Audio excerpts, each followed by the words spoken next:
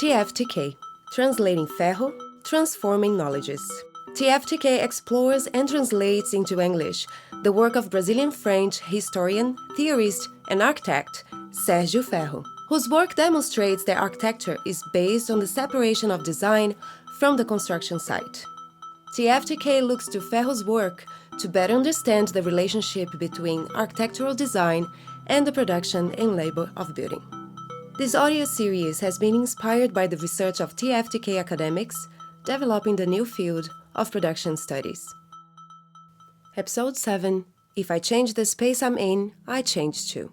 This piece is based on research by Carina Guedes and Mariana Borel. Carina and Mariana work on a project called Arquitetura na Periferia, Architecture in the Periphery, which brings together and empowers women to install, renovate, and build their own houses. The process prioritizes the women's role as the protagonist, taking into account their knowledge and life context. Through sharing of information, training, and working collectively, the project seeks to promote the self-esteem of women.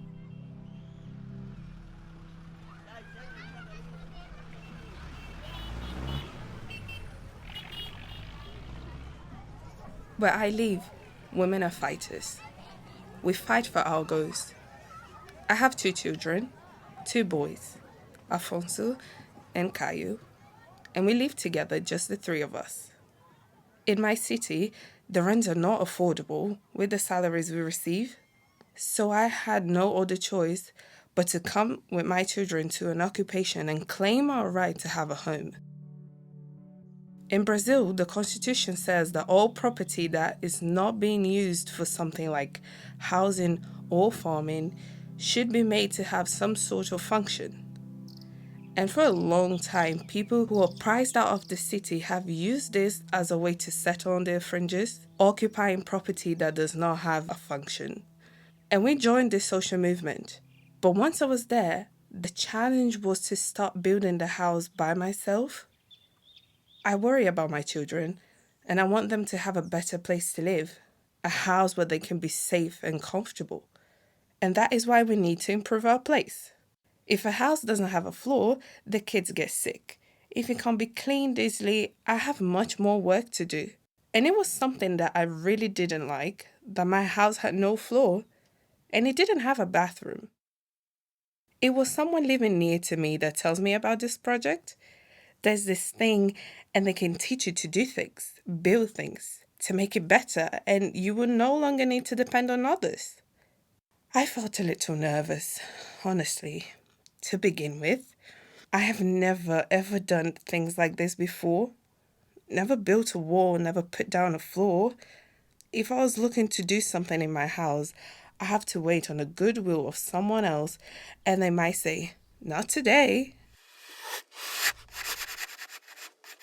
First, we start meeting together, all the women who wanted to learn, and we draw what we want.